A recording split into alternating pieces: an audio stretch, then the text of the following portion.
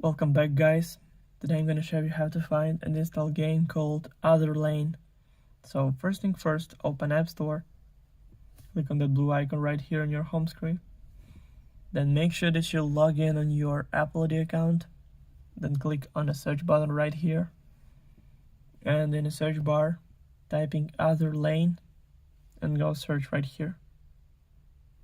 Then scroll down a little bit until you find the game. So click on that.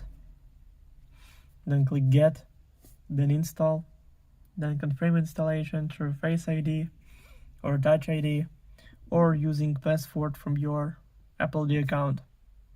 So now it's all done.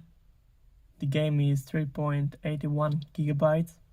Also, all links will be in the description of this video. Hope you guys enjoy.